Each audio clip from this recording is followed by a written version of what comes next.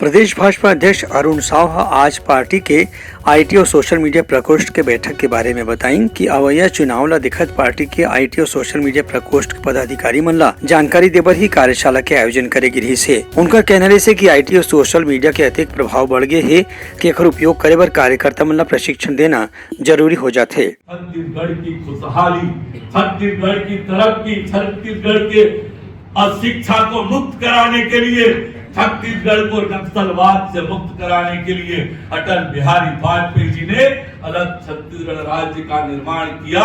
लेकिन अटल जी के सपनों के विपरीत आज छत्तीसगढ़ को ये भूपेश बघेल जिस दिशा में लेकर जा रहा है वो छत्तीसगढ़ के लिए बहुत दर्दनाक और तकलीफदायक है।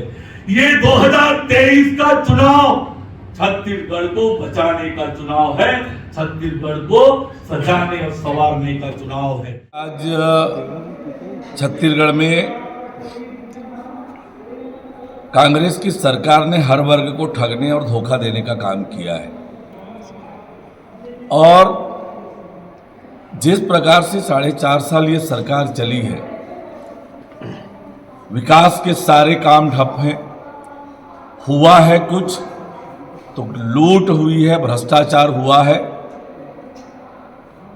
प्रभारी है शैलजा जी, अपनी जिम्मेदारी का निर्वहन कर रही है, पर छत्तीसगढ़ से उन्हें कुछ हाथ लगेगा नहीं।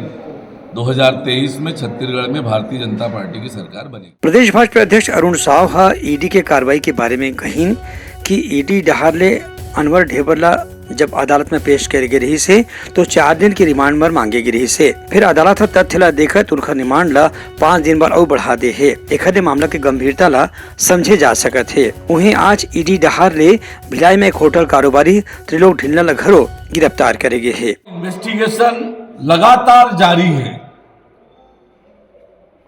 और ईडी ने अब तक 221 करोड़ रुपए की संपत्ति की जब्ती की जानकारी दी है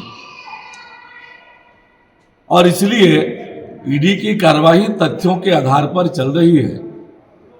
और हम सब ने यह भी देखा है कि मुख्यमंत्री के उप सचिव की भी गिरफ्तारी हुई है।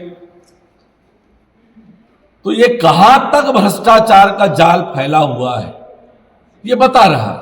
ईडी तथ्यों के साथ प्रेस रिलीज करके जनता को भी बता रही है कि उन्होंने क्या क्या कार्रवाई की है, किस प्रकार से ऑर्गेनाइज्ड क्रिमिनल सिंडिकेट बनाकर इतना बड़ा शराब घोटाला किया है।